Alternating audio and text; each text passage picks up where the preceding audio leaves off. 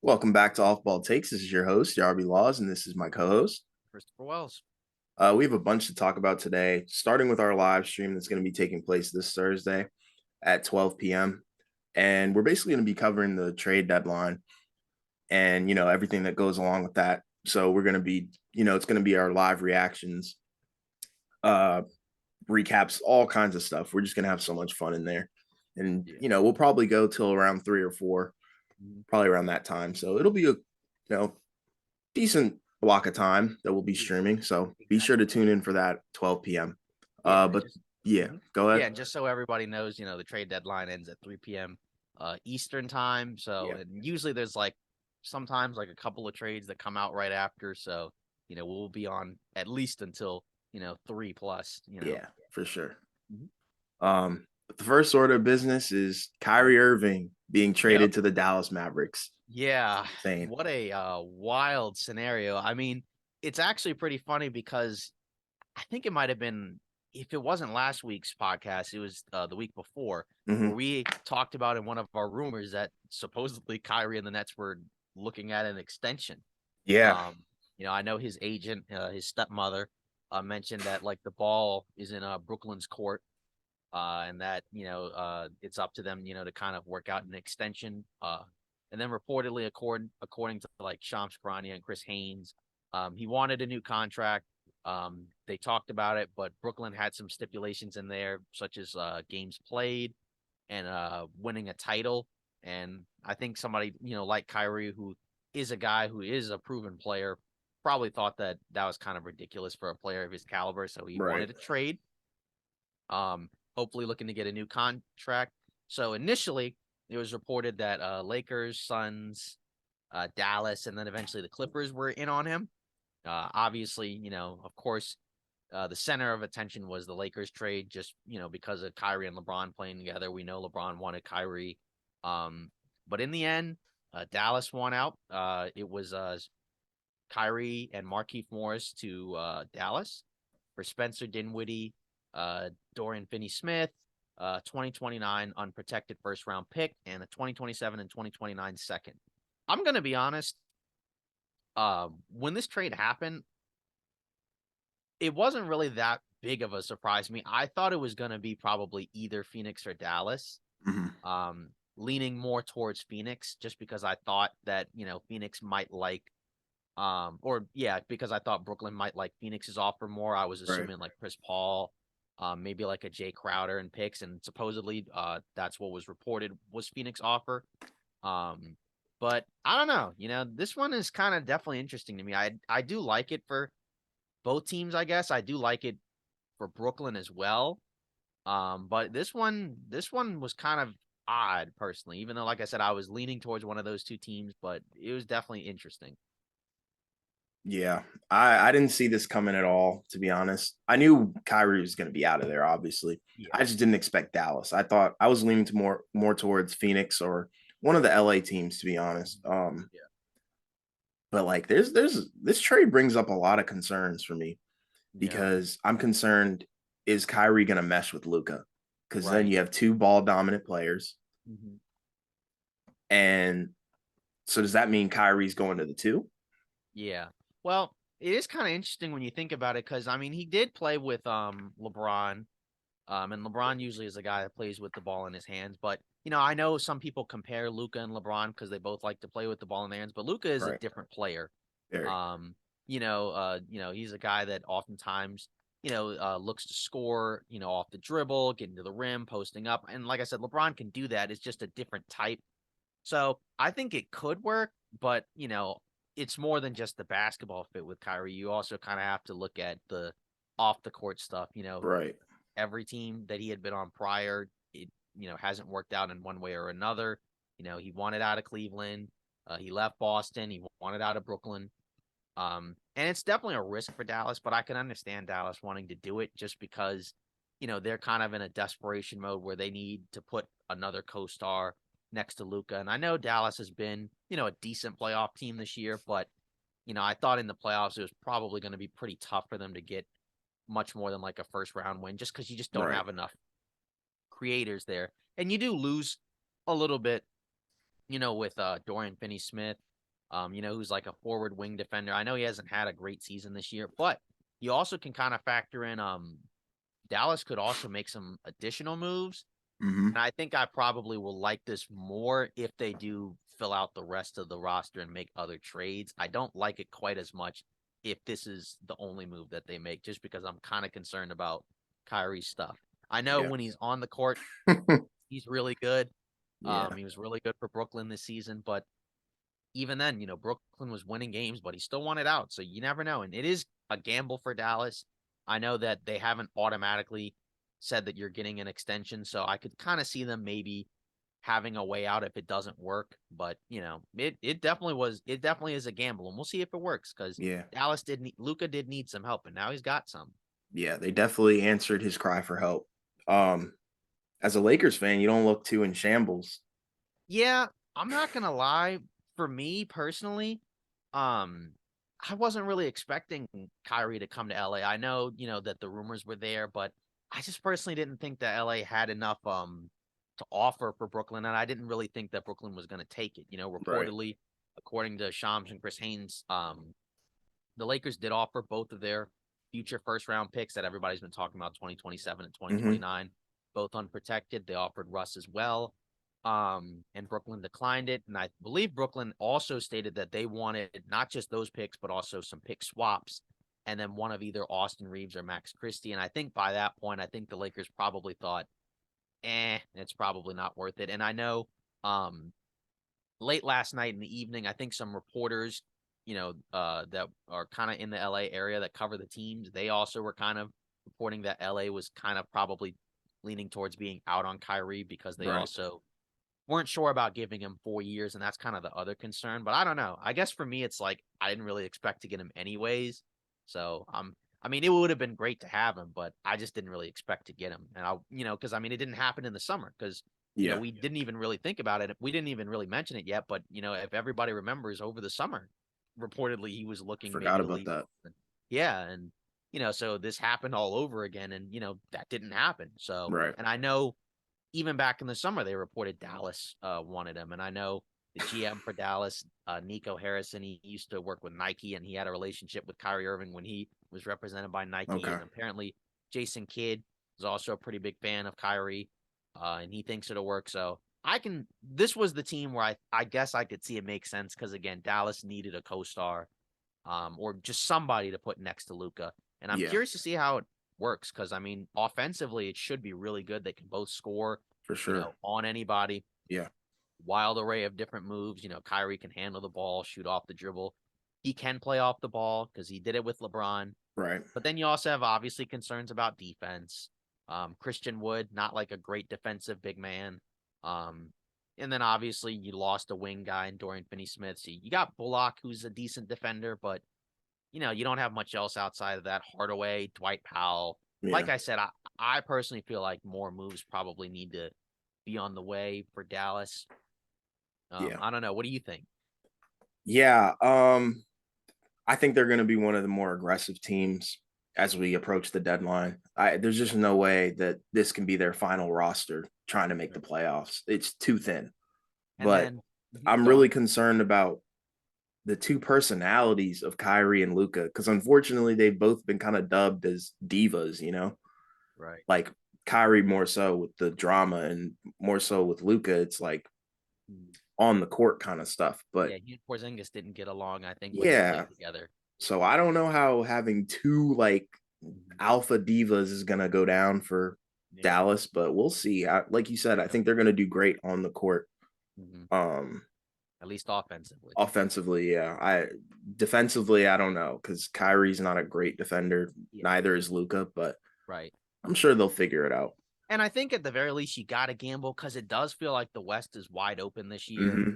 I know Denver and Memphis are towards the top of the Western Conference, but I don't think that they're necessarily a lock to get out of the West. Of Right. course you had Golden State.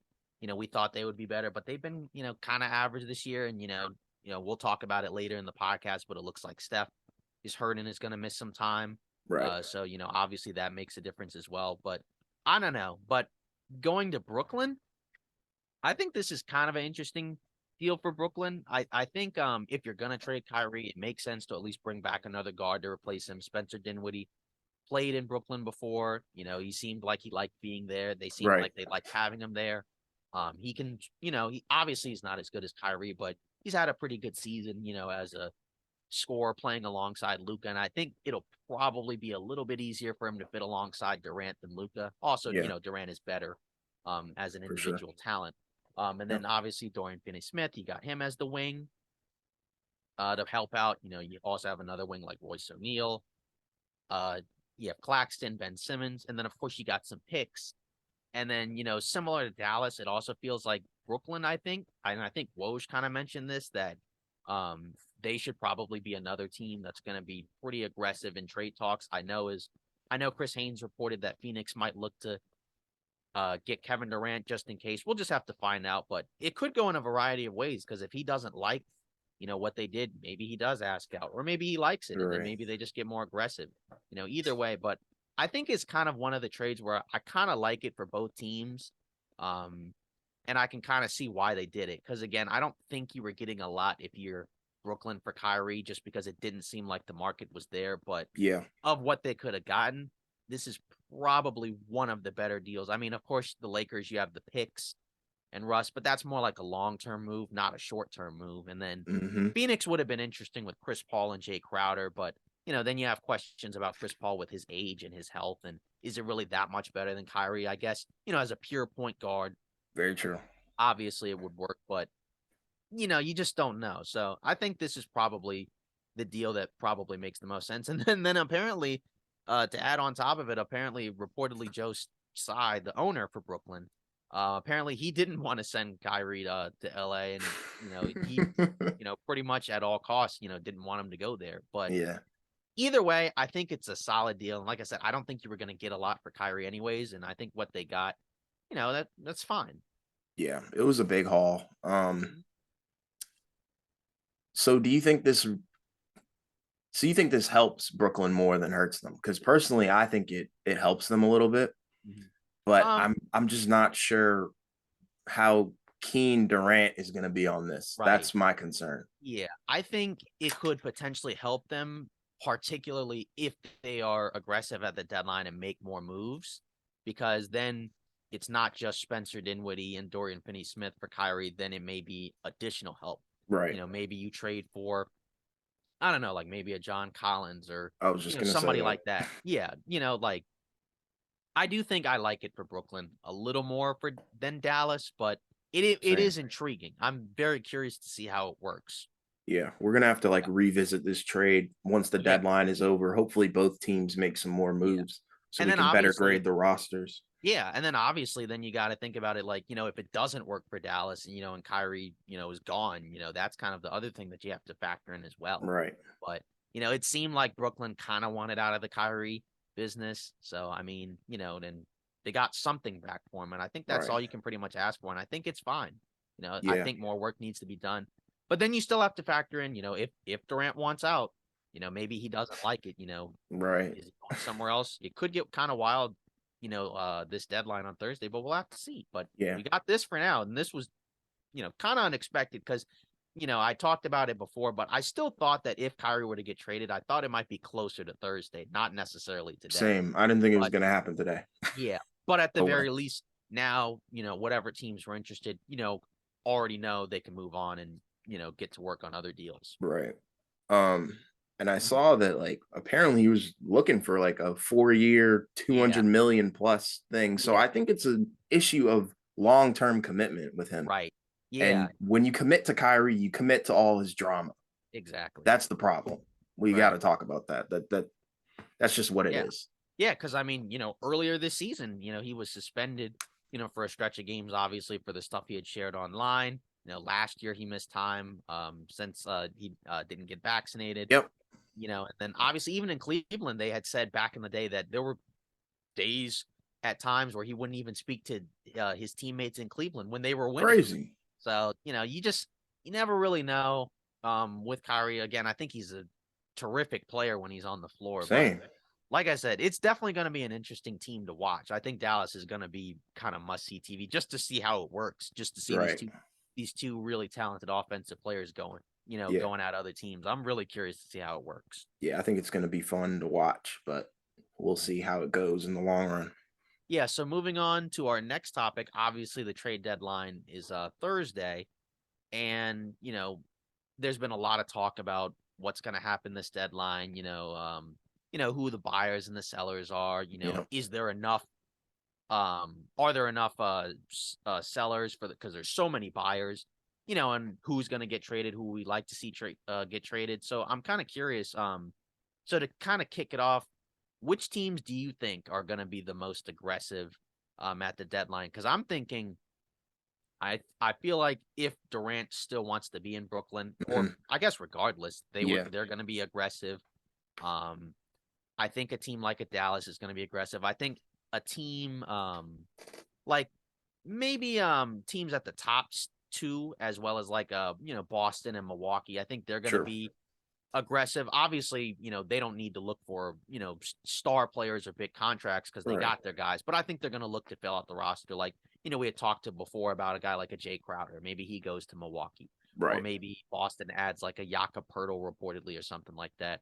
And then of course in the Western Conference, I think everybody's going to be active.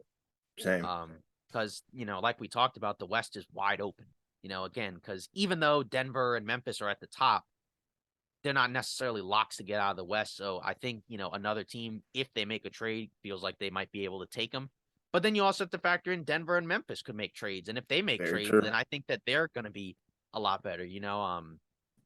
If Memphis gets a guy like an OG Anunoby or, somebody like that, Yeah, to kind of swallow up the Dylan Brooks minutes, yeah, that could probably vault them kind of into that, title contender status where they hmm, can easily get out of the West. Maybe Dallas, we've heard a guy like a Bones Highland, might be moved. yeah. If they do something like that, it could be interesting. But I don't know. What do you think? I'd have to go with Mavs. I think they just need to fill the holes in their roster that they've created with this whole Kyrie thing. But it'll probably help them in the long run to build around the two, and we could really see something special in Dallas. Then I would probably have to go with Toronto just because we've heard so much about OG Anunoby. We've Right, heard a lot about Van Vliet, so we could be seeing both of those guys be moved to a completely different team. right. Um, and I have to go with Lakers, man. I gotta choose y'all. And the reason Yeah, is because I have one more after the Lakers, actually, but it's your mhm, picks. I think it's the picks and Russ yeah, and Pat Bev. I think those four things that I just mentioned are gonna go. Because Russ is not what you guys need, hmm, in all honesty. But mm, I heard the Hornets were calling about that, and right. if I was a Laker fan, I would just turn my nose up at that because Yeah, that's kind of nasty. yeah. Um, I mean, mhm. yeah, go ahead. Yeah, I think at least for, and I don't want to turn this specifically into a Lakers talk, obviously, but like, obviously I think, and we can get into, like what we think some of these Right, teams, might need, but I guess for a team like the Lakers, I don't think that they necessarily want to give up both firsts, especially if it's like just Westbrook, unless it's for like a star. That's right, kind of the vibe that I'm getting, but, um, I think for them, if you move Russ, I think you at least want to bring back somebody who can play make because Russ has had a decent season or a pretty very good true. season passing the ball. So I think if you move him, you definitely want to get back somebody who can play make. I think you Yeah, definitely want to get back size and shooting so you can minimize those three guard lineups, especially the really small ones where it's like, Dennis and Pat Bev and right. Westbrook as like the small forward. I think stuff like that definitely would probably be helpful, but I don't know. That sounds like it would probably be two separate trades. I know they had mentioned the Jazz. Maybe you move like Russ and a first to the Jazz and get a couple of their guys, and then maybe you Right. move like Pat Bev and Alani Walker and get like one more guy somewhere else. But I think they'll be aggressive. I just don't necessarily know how effective it'll be because I think they can get outbid by some of these other teams. Yeah. Um, but I do think it would be interesting. Like I said, Dallas, we talked about them. If they're going to make a move, get defense, right? Get some size, get some shooting, guys that can Hmm. defend. I think that's pretty much what you would need around Luca and Kyrie. Yeah. Brooklyn, I mean, kind of a similar thing. I mean, because you have Durant for scoring. Obviously, Dinwiddie can score. You have a Yep. couple of shooters like Seth Curry and Joe Harris. Maybe you move one of those guys and get like, somebody else, maybe that can create some offense for you. But, I'd say stuff like that. Um, for a team like a Memphis, like I said, I think OG Anunoby would be great for them just to get like a wing shooter Right. in there. Cause I think Memphis, I think, we recorded not that long ago from earlier today, they lost again, I think, to Toronto late, Mm-hmm. but they've really had some issues shooting the ball. So I just think getting another shooting or another guy that can shoot in there, I think would make a lot of sense. It kind of feels like for a lot of these teams, like some type of combination of like shooting in either size or something like that makes a lot of sense. But at the same time, how many of those guys are out there available to trade? You know, Right. I think a team like the Clippers is another team that's going to be aggressive at the Mm-hmm. deadline. We know they really wanted Kyrie. I think that they really want another point guard. Maybe they move on from John Wall or Reggie Jackson. Reportedly, they may buy John Wall out if they can't trade him. I don't know. Come Uh, home. yeah, and as a Wizards guy, I know that hurts your soul, but yeah, I think that's another team that could be aggressive. Maybe they go after Fred VanVleet, to replace Wall Right. or Reggie Jackson. Maybe they get a Mike Conley from Utah. But there's a lot of different teams we could talk about. Right. So what other teams do you think we should get into in addition to those? I'm One I thinking think we should mention, mhm, I don't know how valid this is going to be. mhm. I don't know if you're even going to back me up on this one, but what do you think about the Thunder? Because they've got a hefty load of picks. Yeah. I think with OKC, I'm thinking for them, I don't think they're gonna obviously contend this year. Right. Um, maybe they're a team that might dump off like one of their veteran guys, but they don't have very many of those type of guys. They have like a Mike Muscala, I think Kenrich Williams. Yeah. But outside of that, most of the guys on the roster are relatively young, and I don't think they would necessarily want to get rid of some of those guys unless a team overpays with picks. And that's kind of one of the dangers of this trade deadline because we know there's not necessarily a ton of sellers, but there's a ton of buyers. Yep. And it could be a team or two that decides to make a move where they move a lot in order to get somebody and Right. maybe they potentially get fleeced. I think that there's going to be at least one, if not two teams that maybe get potentially fleeced in a deal just Yeah. because it seems like there's a lot of desperation to move, or get some of these guys. Yeah. Um, Another team I wanted to talk about briefly was the Hawks Yeah. and the Bulls too. Those are my two teams Yeah, that's because also another interesting topic. You can go yeah, on. because with the Hawks, like I think John Collins is out of there. Unfortunately, I really enjoyed watching him play with Trey Young. Great chemistry, all that. But I think Brooklyn's going to make that call, and he's going to be right in the Big Apple. But Yeah. I mean, he could help any team. Honestly, that's how Yeah. good he is. I do like John Collins, and it Yeah, does seem like every year his name is in trade rumors. I do wonder there was some rumors kind of going around saying that maybe Atlanta might decide not to move him. right. Maybe they don't like what they're getting back in terms of offers from him. But I know, for a while the rumors were building up that they were looking to move him. Mm-hmm. Atlanta is kind of in a weird spot because they made the Very. DeJounte Murray trade and gave up, like what, 3 picks to get him. And it really hasn't worked that great this season. They've been, Yeah. kind of mediocre, right? Like, because that's the type of move that you make to, get closer to what, say, like Brooklyn Yeah. or Be a top Cleveland. five seed. Exactly, but they haven't been that. So I do wonder if they're gonna be kind of aggressive. Obviously, they have Landry Fields, former NBA player, as like their replacement GM from the Yeah. previous guy. So I do think that they could get aggressive. And then you mentioned Chicago, right? So Yeah. I think, mhm. No, go ahead. Yeah. So I think for them, I think that's another team where it's kind of hard to pinpoint what they want to do because earlier in the season when they were really, really, really struggling, it seemed like maybe they might blow it up. But then, when you think about it, from what I understand, their first round pick this year is protected, Okay. um, top four, I think. So in order for them to get that pick, they have to basically be a bottom four team, or else that pick goes Right. to Orlando. And I don't necessarily know, even if they trade, DeRozan and Levine and, Vucevic, even if they traded all those guys, I don't necessarily know if they can be bottom five. Because I think the bottom five teams are basically set, right? You got Yeah. Detroit, Charlotte, Houston, San Antonio, and I think Orlando, right? So Around that, yeah. yeah, so those are basically your bottom five teams. So in order for Chicago to keep that pick, you got to be worse than those five teams, or in that mix. And I don't know if they can get there because it's not but so many games left in the season, right? There's like Right. 30 odd games left in the season.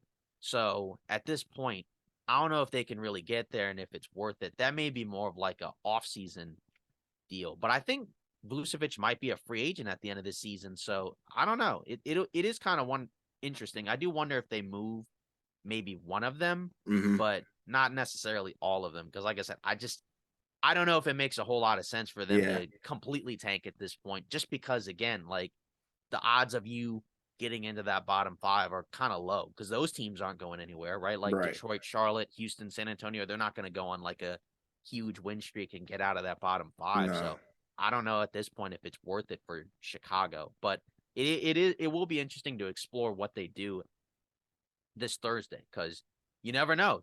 One of these teams could decide at the last minute to kind of move a guy, and then all of a sudden, floodgates open. Yep. First domino to fall.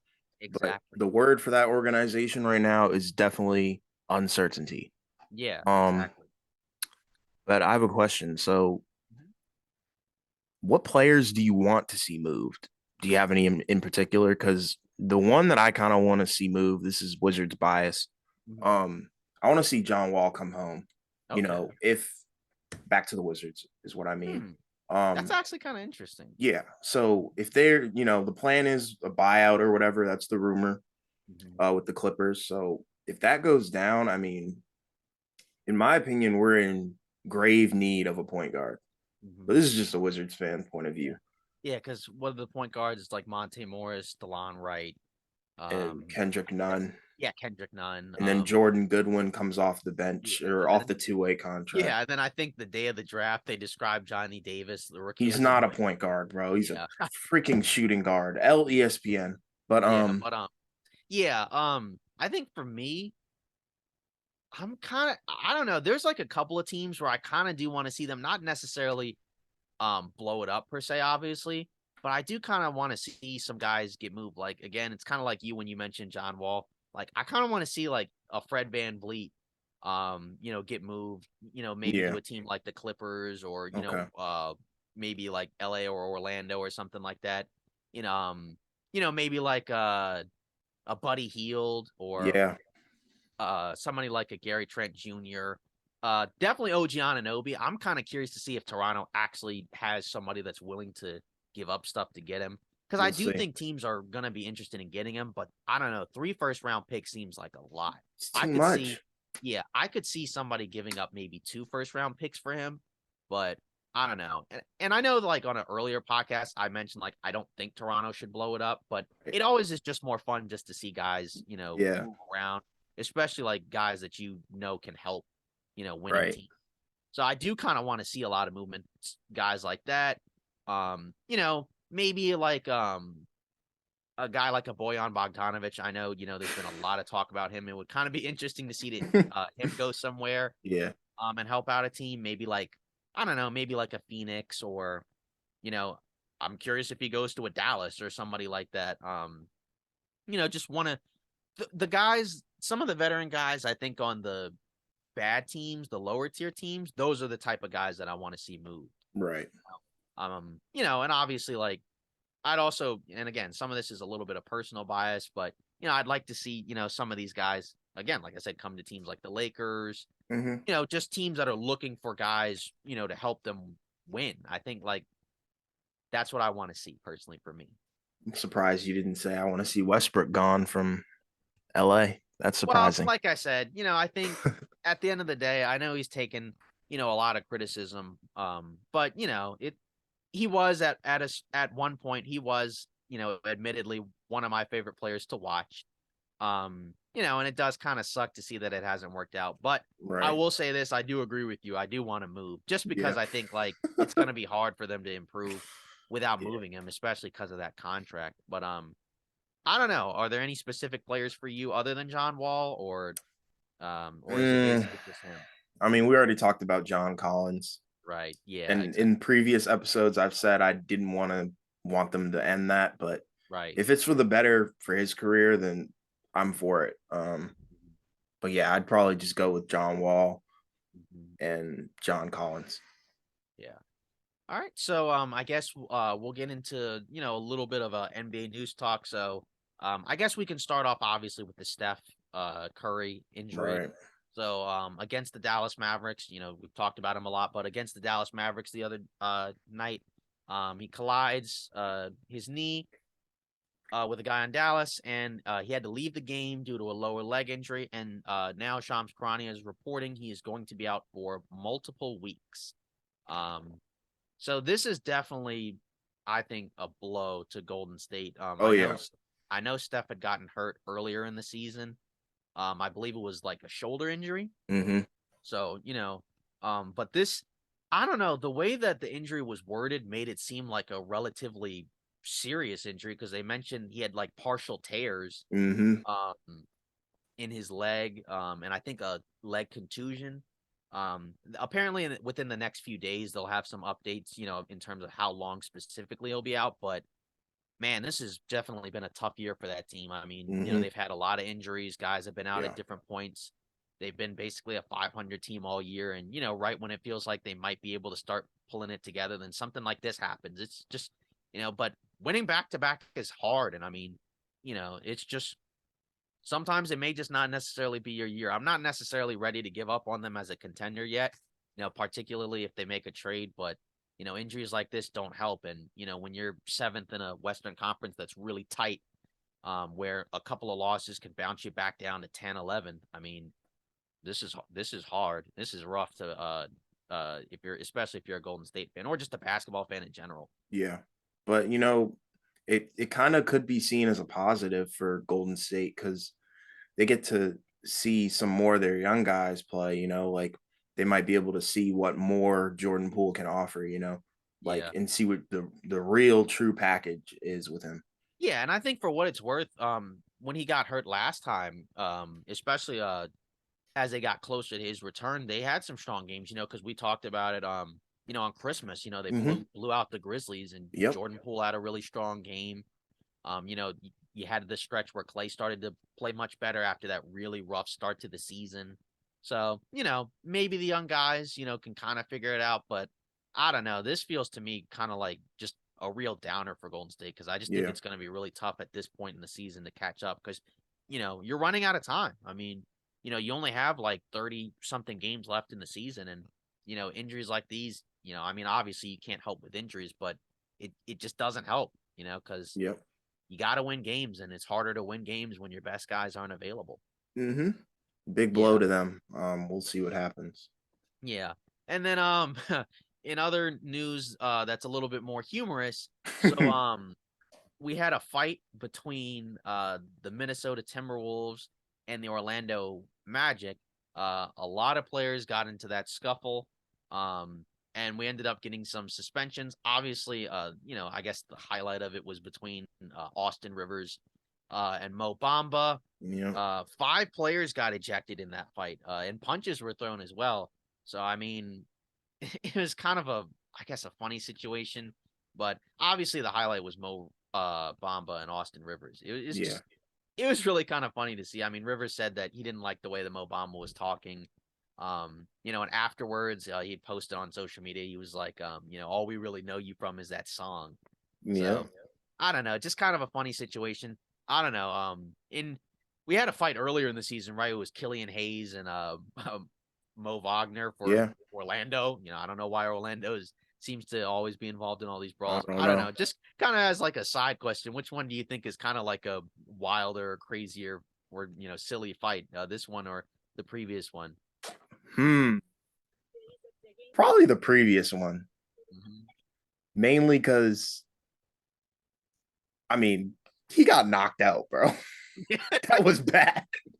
That was bad. Yeah, that was really bad. But I mean, yeah, yeah. and like the NBA is turning into the WWE right now because like when was it? It was like a couple days ago. Dylan Brooks and Donovan Mitchell got into it Oh too. yeah, Like, yeah, where he what the just heck is going yeah, on? he just got him in the crown jewels. I mean, Yeah, that was yeah, and he got suspended. Um yeah, and then Donovan Mitchell was just like, "What are you doing, dude?" Yeah. I don't know. It's been just a really bizarre stretch of NBA news this week. It always seems like there's never a dull moment with this league, and again, it's going to be interesting because as we said before, we're going to have our live stream reacting to the trade Yeah. deadline, so it's going to be a lot of fun. Can't wait. Yeah, So hyped. yeah. All right, so I guess that concludes this week's episode of Off Ball Takes. Don't forget to like, comment, and subscribe. As I had just mentioned, of course, we will have a live stream starting around noon, reacting to the trade deadline. Obviously on screen we're gonna have Twitter updates of everything going on. Hopefully guys like Shams, Oh yeah. Woj, Chris Haynes. Hopefully they'll keep us updated in regards to a lot of these trades. We're gonna answer questions or anything, or if you just want to chat, and just Yeah. say hello or whatever, we'd really appreciate it if you hop on by. Yeah, man. So, yeah, thanks for listening. Have a good weekend, and we'll see you next week. Yep.